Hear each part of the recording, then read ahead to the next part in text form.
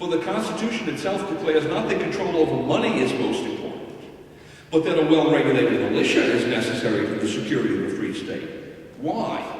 Because the security of a free state includes we the people's control over money, and food security, and energy independence, and maintenance of basic industries within America's border, and control of those borders in the national interest, and a host of other matters summed up in the constitutional authority and responsibility of the militia to execute the laws of the Union, suppress insurrections, and repel invasions.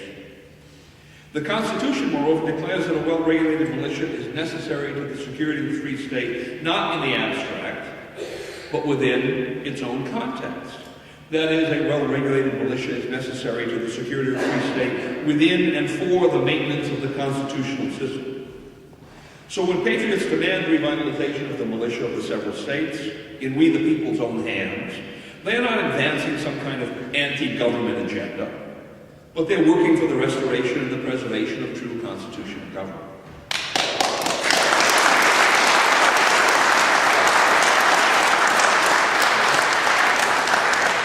This well, either Americans will restore constitutional government through revitalization of the militia in the near future, or constitutional government will be overthrown. The Constitution, after all, nowhere suggests that the Department of Homeland Security, together with state and local paramilitary police departments linked through federal agencies by funding, training, and fusion centers, are necessary to the security of the free state. And for good reason. Those establishments are self-evidently necessary to the security of a police state.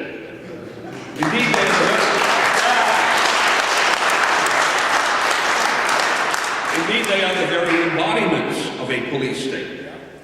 Not only that, but they are utterly superfluous in a free society that maintains a well-regulated militia.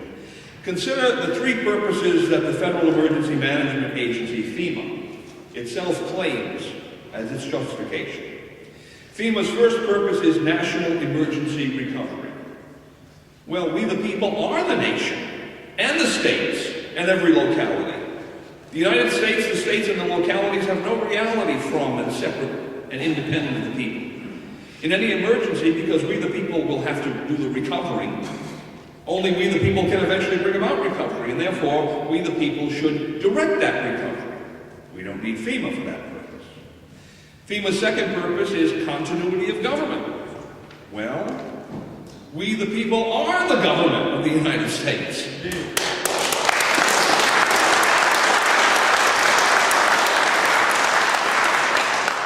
And of each of the states, and in every locality. We the people, after all, ordained and established the Constitution.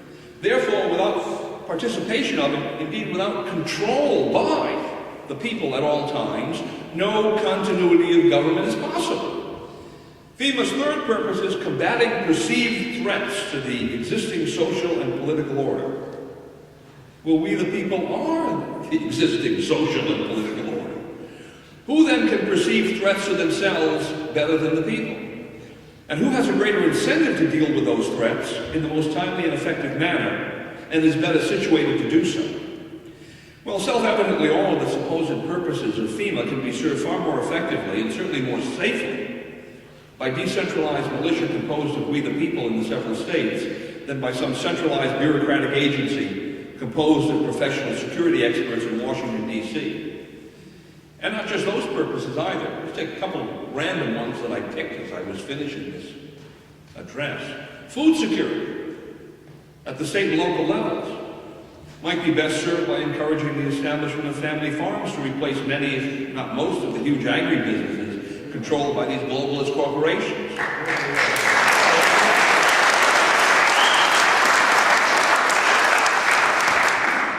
With the militia as centers of activity in each state, the acreage monopolized by these agribusinesses could be taken by eminent domain, broken up into manageable allotments, and turned over to family farmers at reasonable prices.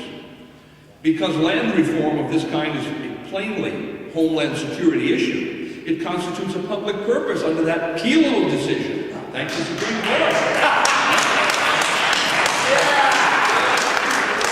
Takes a quick stick to beat a mad dog, but nonetheless. And surely if the Kelo decision has any constitutional validity, it would be in the context of returning control over the land itself to we the people themselves.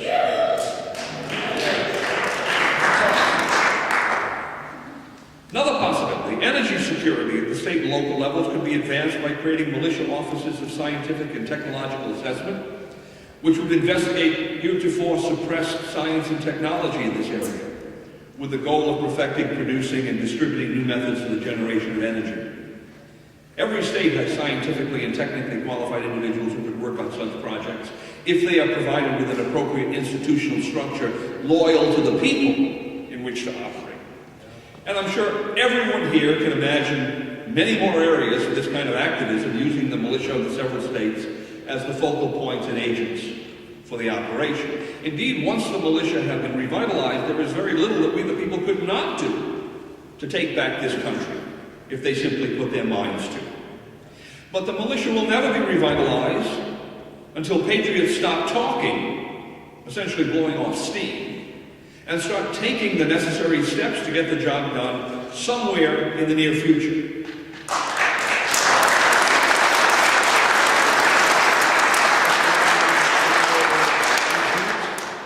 So today, as in 1773, we must concur with Samuel Adams. This meeting can do nothing more to save the country. To save this country, people must now sally forth from here and from meetings elsewhere and repair to Griffin's Wharf, wherever that might be in their own local communities, to set about doing the real work that remains to be done, while there still remains sufficient time in which to do it. Thank you very much.